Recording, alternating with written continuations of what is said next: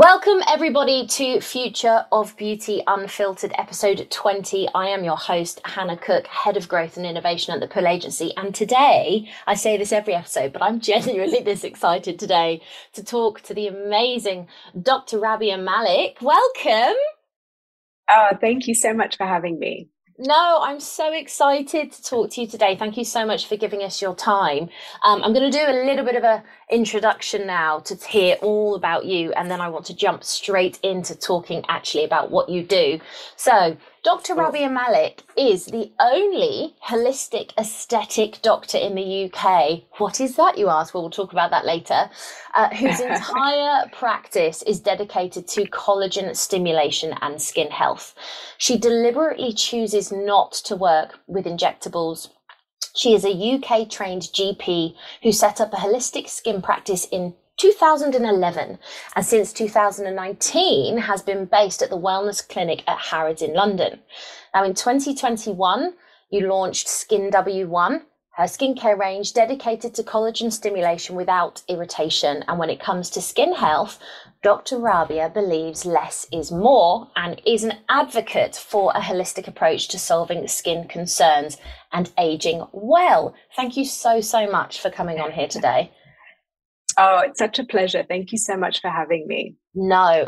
So I remember when I was talking to you a few weeks back and I kind of was understanding what you do. One of the things that you said that I absolutely loved was, I'm the skin doctor that doesn't do needles. I don't like needles, which has been really interesting because the more I've kind of looked into the market and the more we've understood what's kind of going on at the moment, needles are very much becoming a bigger part of a lot of people's day-to-day skincare routines. So as I kind of mentioned, you're the only skin practitioner in Harrods at the moment. Is that correct? Well, I'm part of a team. So we have the Wellness Clinic at Harrods, and I am the only non-injectable doctor at Harrods.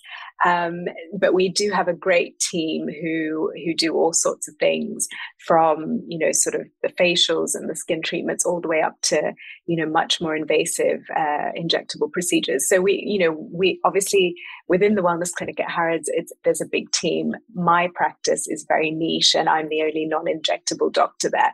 But I would say we have a very diverse team. So there's something for everyone there and they're all amazing. So it's a really nice place to be, but I definitely have my own little niche within the bigger clinic. And my practice, really has been sort of very, very niche, I would say, and very sort of not at all mainstream. I think I sort of started doing what I wanted for myself and what my friends were looking for way back, 2011 is when I started. And it was really because I couldn't find what I wanted for myself, which is sort of what I refer to as medical beauty, something in between what beauty therapists offer, but not quite as invasive as what a lot of the other mainstream aesthetic doctors were doing. And there was no one I could find who could really, do what I wanted and what my friends at the time were looking for. And so I sort of decided to do it myself. And that's really how the practice started. So it was very organic and, very small. And over the years it's grown, but the industry's also grown. So, so much has sort of happened. And, to be honest, I've just sort of stuck with what I always was really interested in. And as you said, that's a very holistic approach to skin and skin health. And obviously, being a medical doctor, I have a sort of very medical approach to it. But I'm not into needles for myself. I'm not into injectables for myself. And that's why I really wanted to set up a practice for other people who also wanted a different approach, so that they could, have something alternative to sort of do for their skin, for their general health. So tell me a little bit more about actually the journey that you've been on to get here. So we mentioned earlier on, actually, you were originally a GP, still are. Yes. So how did you go from that into skin specifically? So I would say I've always been interested in skin, and I've always been interested in beauty. I've always been a bit of a beauty junkie, someone who bought lots of products, makeup, was Haven't always we trying all? things, testing things. Exactly.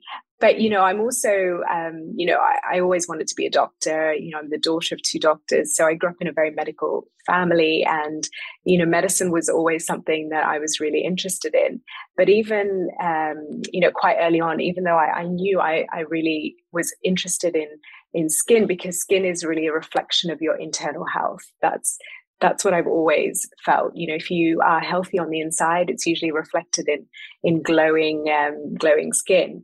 And so I was always quite interested in that, but I didn't want to do hospital medicine. So I knew quite early on that I didn't want to be, a consultant dermatologist. But I wanted to do general practice. I liked the idea of being in a community setting, having a small practice. And actually, there's a lot of skin in general practice. GPs see a lot of skin in their day-to-day work, whether that's, rashes, lumps, bumps, acne, rosacea, all sorts of things come up. And, within the context of the NHS, I was always just a little bit frustrated because I thought, there were so many things out there, but all we could really talk about within a general practice consultation was medication, so prescription medication. And it was really hard, particularly with my acne patients. It was really hard to sort of help them when I really only had antibiotics to prescribe. And I knew that wasn't a long-term solution. And, when I started, it was still considered quite strange to talk about things like gut health and probiotics. And, so much has changed even just in the last 10, 12 years. But when I started, that was considered, definitely a bit strange. Now it's much more mainstream, and people are more open to sort of understanding the links between skin and for example, our gut and various other things. But at the time, it was pretty frustrating being in general practice, particularly within the context of the NHS, where we have very limited, resources and 10-minute consultations, and it's really hard to sort of help someone get on top of things. And I knew if I could talk to people about products, supplements, diet, lifestyle, I could really help them with their skin issues.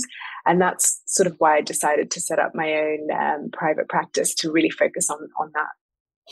And I mean, I love kind of the mindset, and I think you're absolutely spot on. Over the last, I always talk about COVID on this podcast, which drives me nuts, but it was such a pivotal point in how people actually thought about their health. Right. And the narrative has changed so much over the years. I mean, the dialogue and awareness in skin health, as you've said, gut health, even actually conversations just around mental health in general and how they all holistically work together, because actually bad skin can impact mental health just as much as it can lots of other things. You can't hide that kind of that if you were to have a really big acne flare up, you can't hide those things, and they do have impact on your confidence, your self-esteem. Totally. But the awareness of it, the dialogue, particularly aesthetic treatments, where like Botox fillers, like we've touched on earlier, they've been on the rise massively over the past 5 years, to the point where actually I looked the other day and search volumes have quadrupled since 2019. I know, it's crazy. And the age ranges, the entry point age-wise is actually terrifying. Like, I know so many 19-year-olds that have had discussions around fillers or whatever already, which I just think is insane because you haven't finished developing yet. Yes. However, no, I agree with you. You have a very, very, as you've mentioned, different approach. Can we talk a little bit more about that specific approach? Yeah, sure. I mean, look, I think coming into this industry when I did, I think that, I was already very focused on, having a practice that wasn't injectable based. So from the start, I trained to work with injectables. So, I trained to inject, but I chose not to go down that route very early on because I felt like it wasn't what I wanted for myself. And I didn't want a practice that was just based around injectables. And I would say, look, each to their own, but I do feel within the past, sort of 5 years in particular, there has been, almost too much emphasis on injectables, particularly for people, at a younger and younger age, as you mentioned. And I personally, don't think that's a positive thing. And, I have teenage daughters, and I think that we as an industry also need to, be, I think, cautious and responsible about this whole aesthetic world that we sort of practice within. And so I, by nature, am very conservative and cautious in my approach. And, as I said, each to their own. But I do think that there's almost a pressure on women to do certain aesthetic treatments that have become so normalized and mainstream. Mm-hmm. And I don't necessarily think that that's the way it should be. I mean, I think it's great that people have all sorts of options out there, but I also think it's good to talk about prevention, maintenance, other things you can be doing, instead of people just feeling like they have to jump straight to Botox and filler, particularly, younger and younger people where, sort of late teens, early 20s, they're thinking they need to have all these things and they really don't. So I am mindful of the fact that, I'm one of the very few, I think, I don't know if I'm still the only one, but definitely the only one who's had a practice for this long that has been really focused on the non-injectable side of the aesthetic industry. So, it's very niche, but it's always amazing to me how people who want this approach find me. And particularly being, at Harrods, I have patients from all around the world. And, for various reasons, there are lots of people out there who don't want to go down this route. And so they do come and, find me. And we it's not that we want to sort of let ourselves go. I mean, everyone wants to look their best and feel their best. Of course. Yeah, and there's lots of things out there. So I would just always say it's also about education. I really feel a big part of what I do and what I try to do in my practice, in my, in my social media, everything is really just educate people and give them the information so they can make the best choices for them. And if they choose to, go down the injectable route, that's totally fine, each to their own. But I think there are a lot of people who don't want to go down that route, who feel compelled to. And I suppose that's who I'm speaking to. Do you know what? You're making my job really easy for me today. You've said 3 things that I wanted to actually point out, which I think education is key. So, we've just recently had a podcast come out all around SPF and the differences in the impacts that UVA and UVB have ray-wise on your skin. Yeah. And as much as that information is readily available, I think there's still so much out there that it's really hard for consumers to actually understand what they're looking at and really get to the crux of how, I speak to beauty technicians all the time and I'll talk about SPF and they're like, oh, you knew that for years. And I'm like, that's great. But the average Joe doesn't.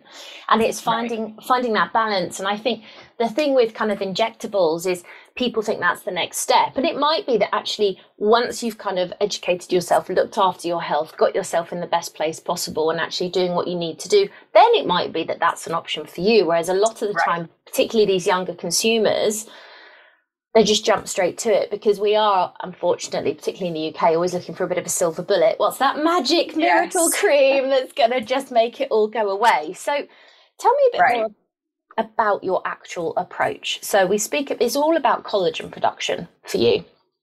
Yeah, absolutely. Look, our collagen levels start to decrease from our early 20s onward. And, collagen is a protein that's abundant in the body, but it makes up a huge percentage of our skin. And it's responsible for, giving your skin that plump, dewy effect. And it really contributes to the volume in the skin. So, as we get older, we want to maintain our collagen levels. And, because we know that collagen levels start to decrease from a relatively young age, there's lots of things that you can do to be proactive. And actually, the number one thing is protecting your skin from UV damage. So like you touched on, it's sunscreen, which is really boring and everyone says it, but it's the truth. And the other main culprits are also environmental things. So things like smoking, I can always tell my patients who are smokers definitely has an impact on the skin and particularly collagen levels. And then there's sort of environmental pollution, diet. So there's so many things that can contribute. There's lots of things to look at before you even get to the products and the treatments. So from my point of view, I create very holistic plans for my patients, and we really look at their lifestyle. And usually when people come and see me, they're not usually coming to see me just once and that's it. I've had patients since I started, so 12 years, and now I see their daughters, I see their husbands, their brothers, I end up seeing their whole families, because it's not that I need to see them every month. I might only see them a few times a year, but it's about creating that plan for them and then, maintaining it and working with them over time.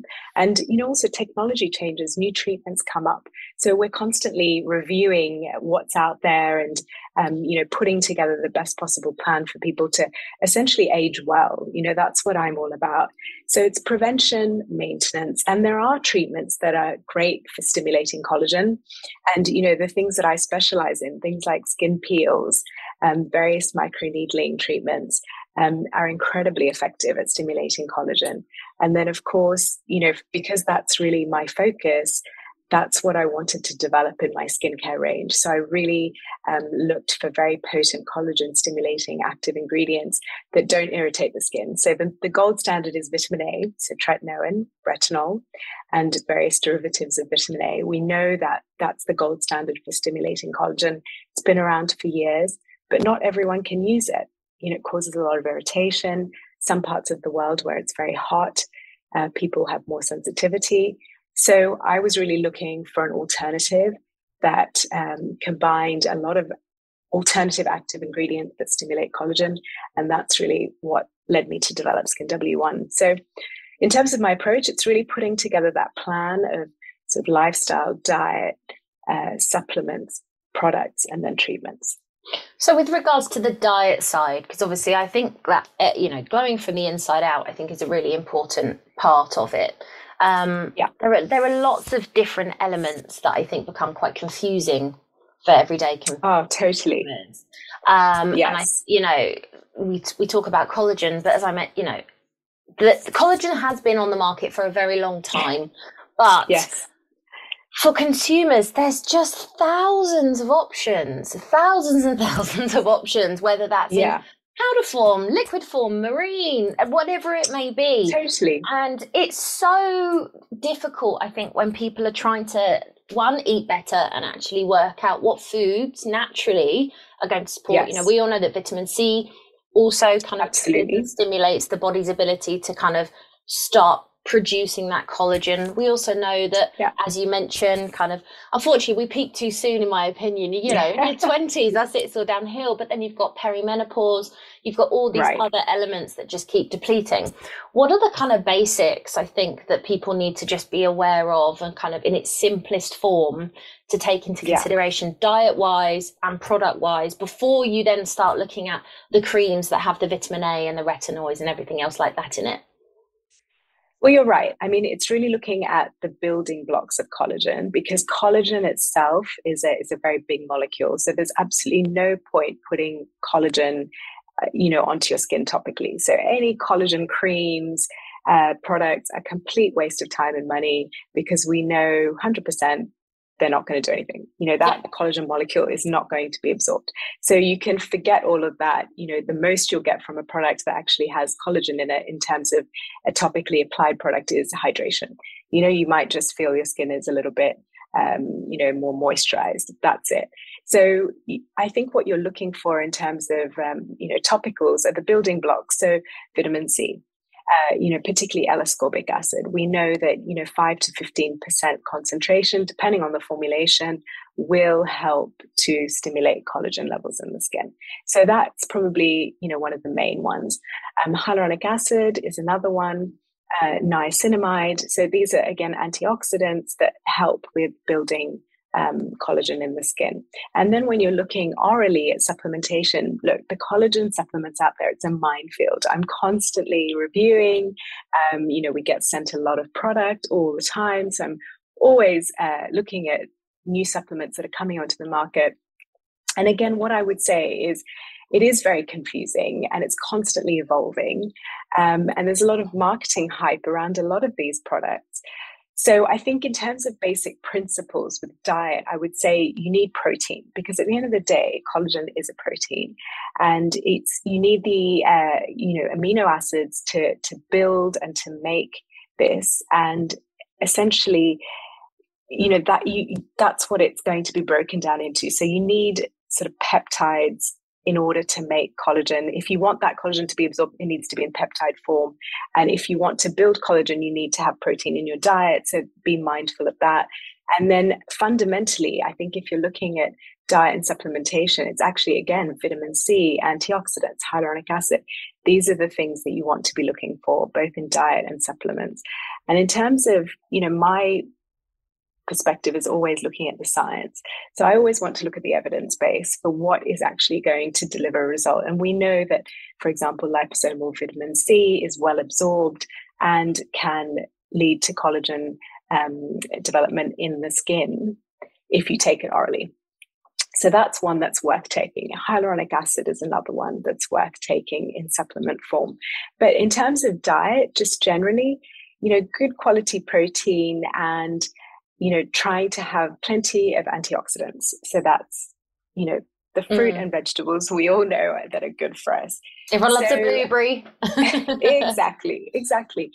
And, so I think it's just the principles of a good, balanced diet. But again, it's constantly evolving and changing, because our diet today and the quality of our food today is unfortunately not what it used to be.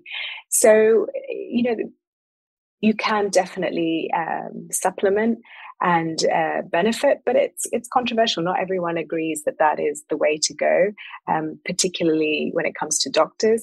But I say, I always look at the science. So I will review and ask, all the brands who send me products, I'll always ask them for the studies.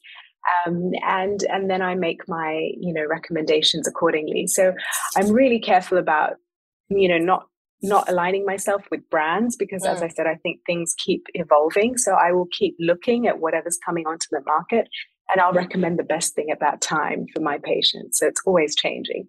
And I feel the same way about product as well. I'll always evaluate whatever's new and, recommend what I feel is the best for my patients, because ultimately I think that's what they're coming to me for. So I feel like my objectivity is super important, and I think people really appreciate that. Yeah, absolutely. I think as well, when you approach it from the angle that you kind of do need to have a bit more of an open mind as to what new ingredients are coming in. I think that the thing that people forget about collagen, the beauty market has done such a great job of just kind of pigeonholing it to say it's just for skin, hair and nails. But the reality is collagen actually is good for so many other things within your body, your tendons, your ligaments, your muscle, tissue production, totally. And so I think it's actually helping educate people.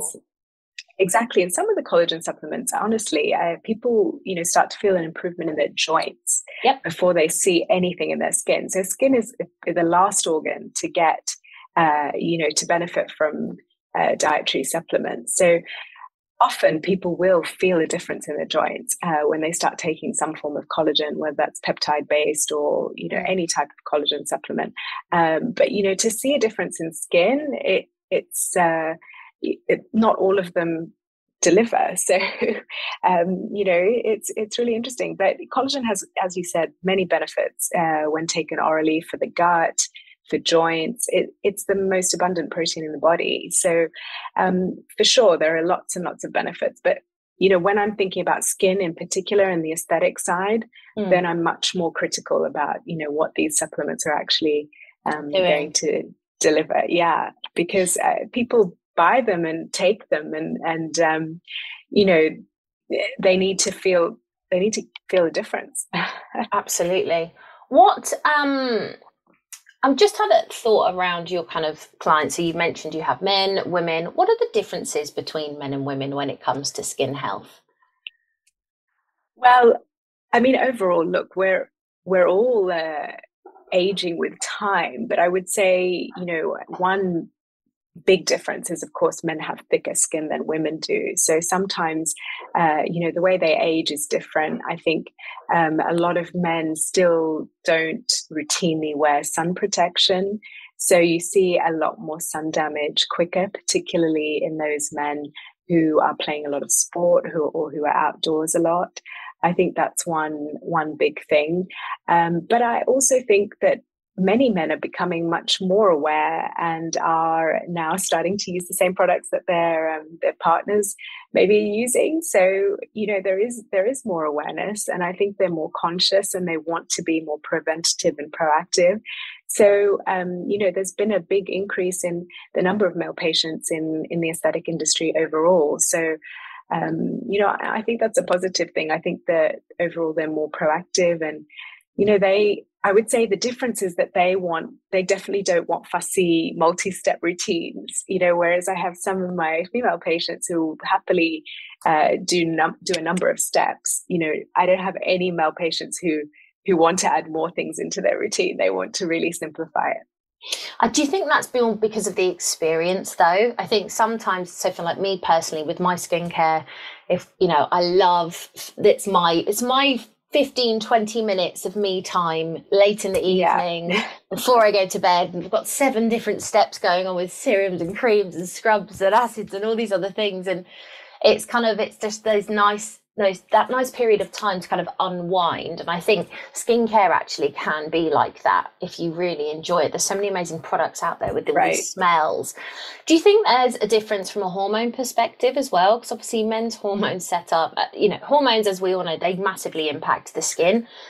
Of course. Yeah. I mean, look, the biggest change for women is obviously menopause, where, average age 51, estrogen levels decrease significantly, and that has a huge impact on skin. And the 2 most notable things that I see in clinic are an increase in dryness and an increase in sagginess because of the loss of collagen and elastin. So, suddenly people feel that their skin is not as tight, as lifted, as plump as it used to be.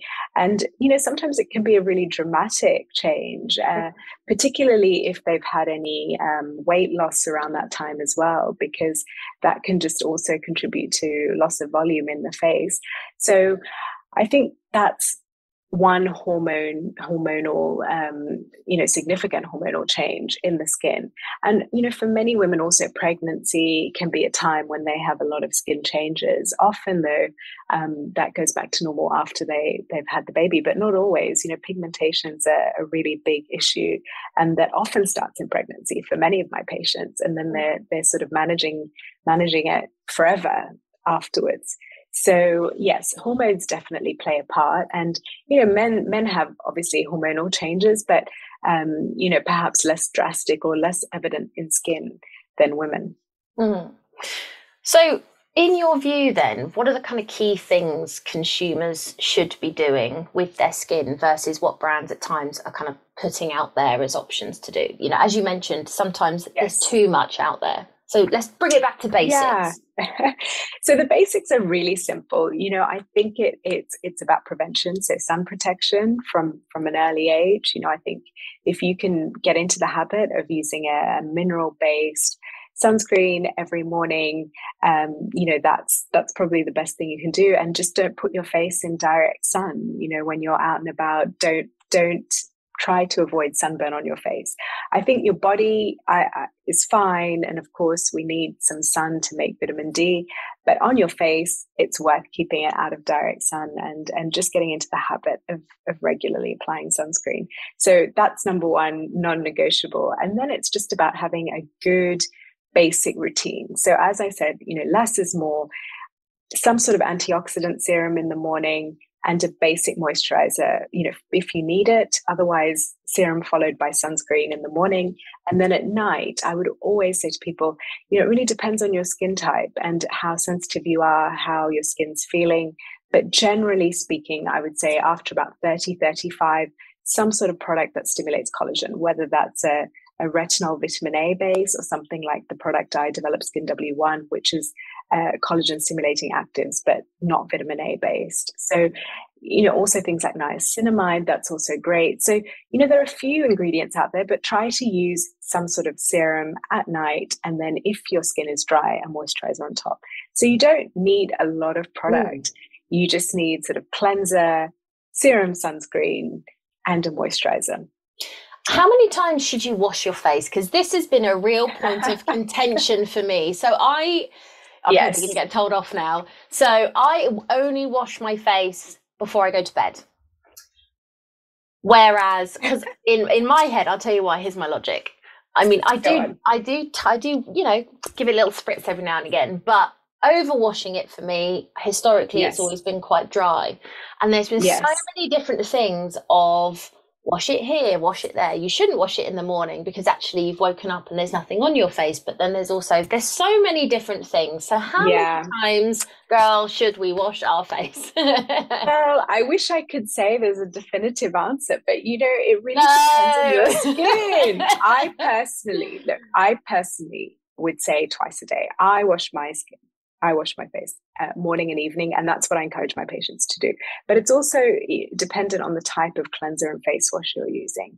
So I think, you want to be using something relatively gentle, but you do want to wash your face in the morning because overnight you are sweating, the sebum being produced. So it is worth removing that, and then you have a clean base to put your product on so that it's absorbed well and you will actually get the benefit of those active ingredients.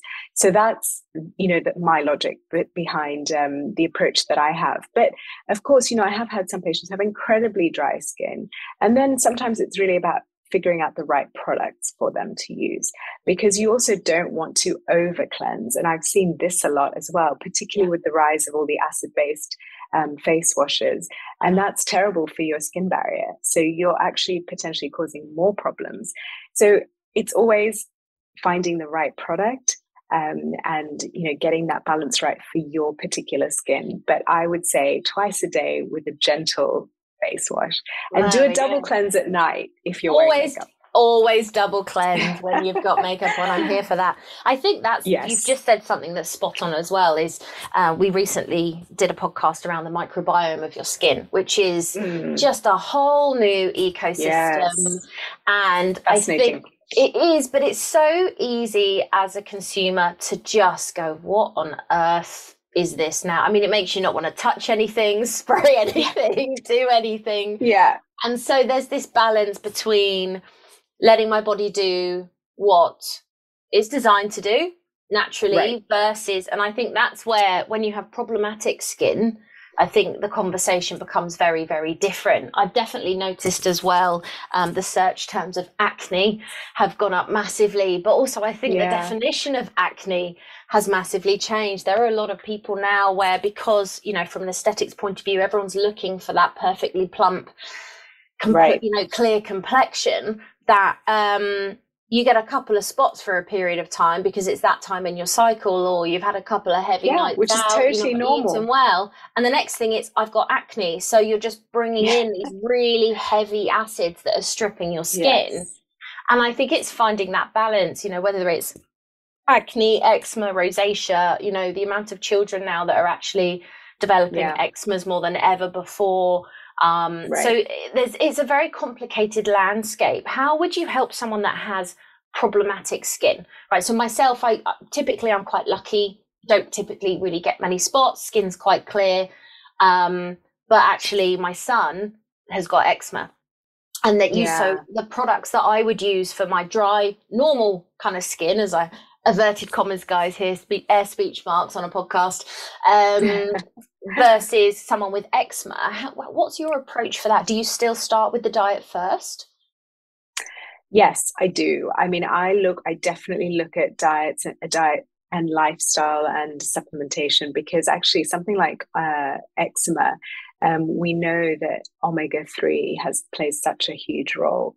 So sometimes even just adding in an omega-3 supplement, or more essential fatty acids into the diet, can really make a difference.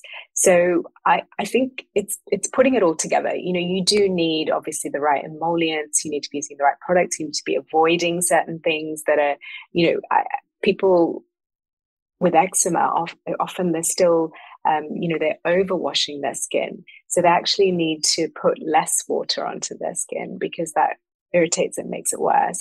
And it's also the temperature of the water. And then it's the kind of fabric that is in their clothing that can also make a difference. So it's looking at all these different things. But diet and supplementation, definitely has a role.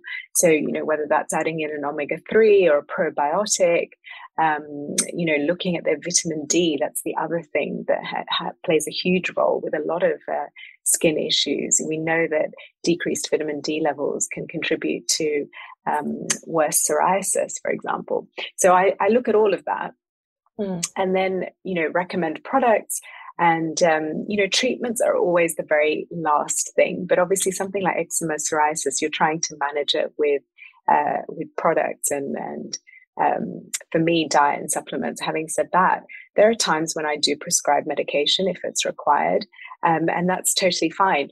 What I always say to patients is that, the prescription medication that we have, ideally, we want to use it judiciously. So use it when you really need it, because that's what it's great for. But don't be over reliant on it, because then sometimes it's not as effective as it could be. So it's trying to really have a holistic approach. But I'm not against prescription medication, and I use it judiciously. And we're very lucky to have antibiotics and to have steroids and to have all these tools that really help alleviate a lot of suffering. It's just how we use them. Yeah, I mean, Roaccutane as an example is one of those kind of things where it's been associated so much now with acne, but obviously, as everyone that has used it know, there are consequences of that in other areas as well. And it's very much, you've got to have kind of tried as much as you can holistically to try and get those results. So just going back to, I'm curious about the wellness clinic part that you work in with Harrods. Are there any kind of key themes of challenges in the skin, or that what people are looking for? Because you must see the most amazing range of people coming through those doors on a daily basis. You mentioned that you've got clients from all over the world. Are there any similarities between us and people from other markets in what they're kind of looking for? I would say that, of course, ultimately people want to find a solution. And I think in more recent years, I think there has been a trend. I would say in the middle of the past, if I look at my career over 12 years, I would say somewhere about 5 or 6 years ago, everyone just wanted the quick fix. And then I would say more recently, I think people have understood that actually, a long-term approach actually takes time.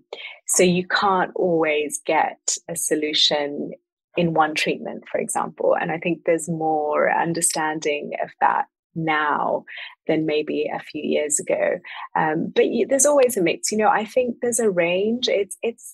It's human nature, it's personalities. There's something for everyone. I think the great thing about the wellness clinic is because we have a big team and it's quite diverse, there really is something for everyone, whether you want the latest cutting edge, invasive, aggressive treatment out there.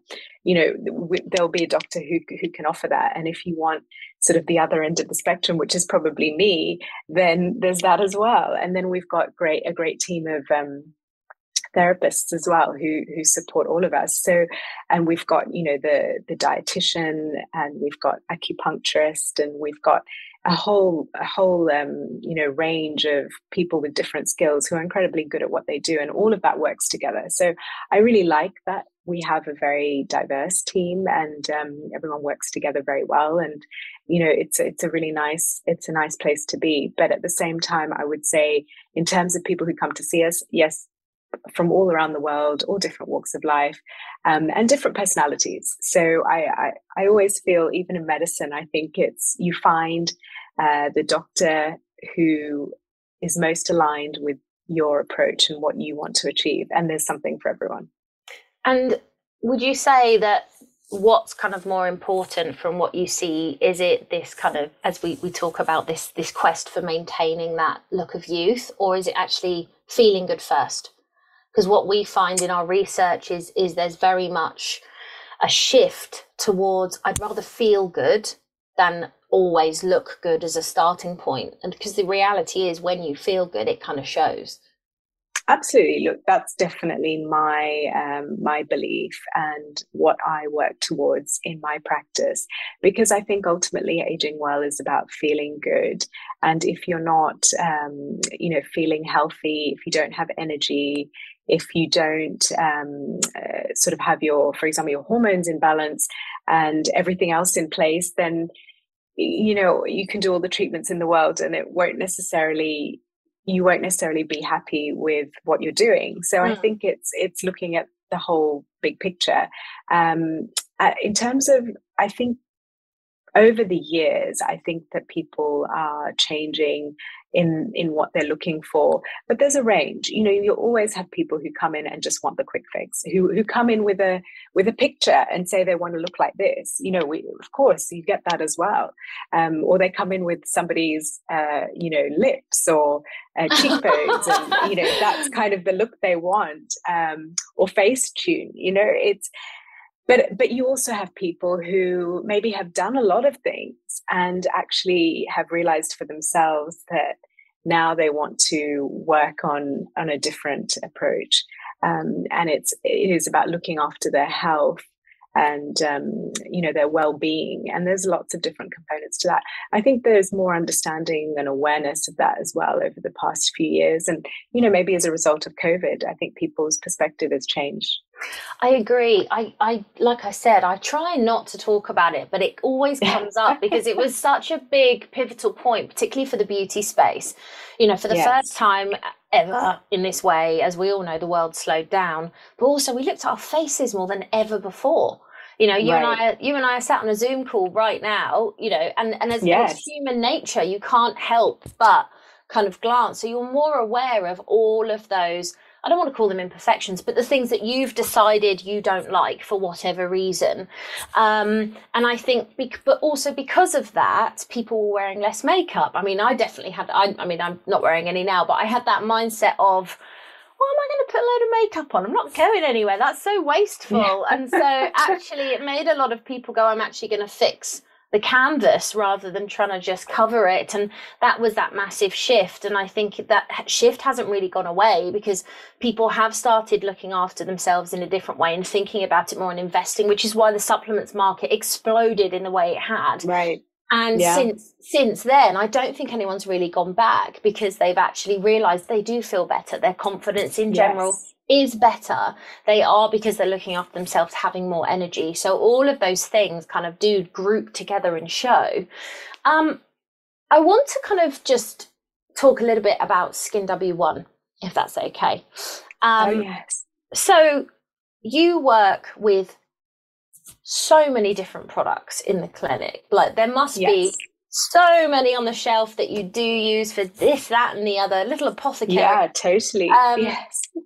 Why then did you create Skin W1? Yeah, it's a great question because I have always worked with a lot of product. I think, more than 20 different product ranges, and we're constantly evaluating and looking at what's new, as I mentioned, and I'm always testing things, and I do love product. I'm always excited when I get something new. Now I just tend to sort of believe less of the marketing hype, but I'm still always excited when there's something new that comes in the post for me to test. But I think what I realized, I think it was really back in 2015, 2016, I'd spent a good few years working with a lot of product, and there had been a few new active ingredients that I was starting to work with in clinic that had just come onto the market relatively recently. And they were, technologically quite advanced, very sophisticated, and were getting great results in clinic. And there weren't really retail versions of those particular ingredients. So these were things that I was using in clinic that came from the US. And, that sort of started my interest in product development, because I'd always up until that point worked with product from many different brands, and I always thought, there's no point. I don't want to make another product because there's so much product out there, and I don't just want to add another random product to the world. But around that time when I started working with these newer active ingredients, it made me think, well, actually, it would be great to have this in a retail version. And I was also at that point working with a lot of people who had issues with vitamin A. So, obviously, as we touched on, vitamin A, so tretinoin, retinols, and various other derivatives are the gold standard for collagen stimulation and have been around for a long time. So, I was recommending them in various forms, and, that I still had patients who couldn't tolerate them. And so I was always looking for alternatives. So the alternative to vitamin A that would stimulate collagen. And, some of these newer ingredients were actually really good. And it was around that time that I started thinking, well, what I would love to do is put all of these active ingredients together in one product. And there wasn't anything on the market at that time that really put all of those things together without any irritants. So I wanted my version of, my wish list of ingredients really for myself and for my patients. And so in 2017, I decided I would start to work on, a serum. So that was the product that I really, spent a lot of time focusing on. And, we have a very small range. So we have a serum, a moisturizer, a cleanser, and a facial oil. So, really, really limited and focused range of 4 products. We have an eye cream coming out in a few months, but I really wanted to keep it very small, very niche, and just focused on these active ingredients. And that was really Skin W1. So we launched in 2021, so in the middle of COVID. Wow. So not the best time to launch, and definitely a lot of challenges, shipping delays, issues with raw materials, cost of goods going up. Anyone in the industry knows it was a tough time to bring a product to market. But I'm so glad that I did, and it's been great to see how it's been received, and to get the feedback, to have the support of Harrods, and to have won a few industry awards for the serum in particular. So I'm really happy with how it's gone, although it was a lot of hard work. Yeah, I did a project of love for sure. Do you think you'll as kind of ingredients change and things innovate, do you think you will look at changing and evolving those formulations over time? Because obviously it's an always moving market, right? Absolutely, yes. I think that's one of the most important things, because I made these products from scratch. I think that I will definitely always work on the formulations, because if something newer and better comes along, then I want it in my product. So, I think that's part of the product development journey. I mean, for now, I'm really happy with the formulations as they are. But of course, as new things come into the market, I think that's the whole point. If there was something new or better, or we realized a different concentration of active was more beneficial, then we would evolve the formulations and develop them. I think that's the benefit of doing it from scratch. But it's also, very time consuming, costs a lot of money. So it's not easy, but yes, long term, I think that my formulations will most likely evolve and hopefully get better and better. No doubt. I just want to circle back to something you said quickly around retinol. I think it's such a key, retinoid, how, all these different variations. It's definitely over the last, I'd say, even just 2 years, become such a dominant word, an ingredient, narrative, however you want to position it, when it comes to anything anti-aging. But as you've touched on, quite a few people with sensitive skin. I mean, I've got really sensitive eyes, so I really struggle with certain products as well, particularly the skin around here, that you can't use them. But also, consumers aren't necessarily as educated when it comes to how much of it you use. Yes. And so one of the problems when it comes to working with retinol is if you actually use it too much, all of the goodness and all the goodies and the expectations of what you're going to get, it kind of becomes a bit counterproductive. How do you feel about kind of retinol and those kind of types of products? And when you speak to your clients, how do you manage their expectations when it comes to using the right things in the right way? Because I think that's one of the challenges with the skincare market as well. Like you touched on, you've got all these peeling products now, but you can do it too much. Totally.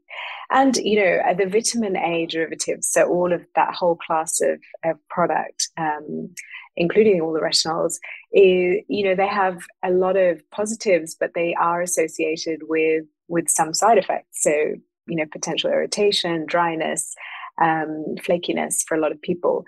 Having said that, I think the technology has also evolved and the formulations are getting better and better. So I think now consumers have a lot more options.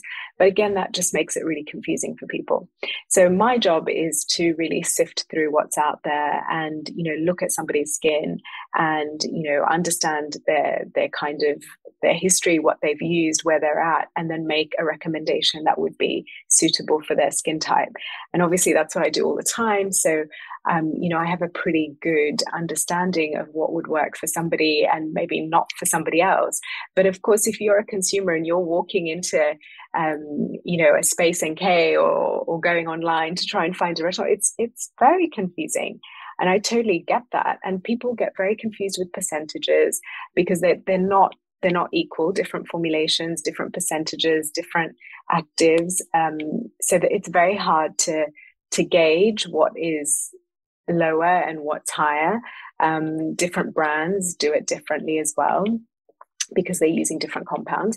So I totally understand it is very confusing. What I would say as a general rule is always start with less and build it up. So I sometimes say to people, you can start with almost any retinol product and use it once a week at night and slowly build it up. So maybe then you go to twice a week at night after a few weeks, and then alternate nights after a few weeks, and then see how your skin goes. But that's probably the easiest way to introduce any sort of retinol or vitamin A product. And also, put moisturizer on top. So that will help to prevent, dryness and potential irritation. So, that's probably my general rule of thumb. But a lot of it is about finding the right formulation for your skin. And do you think that the best way to do that is to speak to a practitioner first? Or do you think... Well, I think it saves a lot of time and trial and error for a lot of people, to go straight to a trusted source of information. But there are also, it depends on the individual. I think I also have some of my patients now read so much and are so, educated. There's so much information out there. So, they come and tell me about all the different options that they've, explored. And that's great. Some people really enjoy that process of discovery and, trying things out. So that's fine as well. There's a lot of information out there. There's a lot of reviews. But I think for the majority of my patients, I think they're looking for a trusted source of information, and they would prefer a professional recommendation. And as I said, I think it just saves you the trial and error. I think it's the diagnosis part, actually. I think it's really easy, or it's easier now because of the amount of information that's out there to actually work out what you need to do once you know what the problem is. But I think sometimes not figuring out the problem. Yes. Like having a little bit of redness here by your nose, which is where the skin's really thin and just lots of capillaries and things. It doesn't mean you have rosacea. Or, absolutely. Yeah. And so it's that's the issue. I think a lot of the time is the diagnosis part rather than always the treatment. Yeah, no, that's very true as well. And I mean, look, that's why I always say to people, yes, go and see your doctor. If you have a rash, a lump, a bump, something like that, see your GP first, because at least get the right diagnosis. As you say, that is fundamental.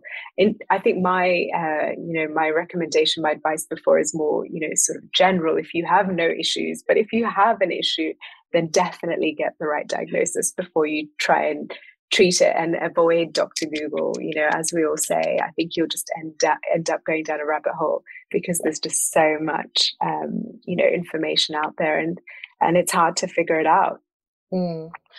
I have loved talking to you, and I could genuinely, because I love skincare, talk about this for hours, but I have one last question for you, if that's okay. This has been an absolute pleasure. Thank you so much, and I'm definitely coming into Harrods the next time I'm in London to see you in the clinic. Oh, please do. I will. I can't wait.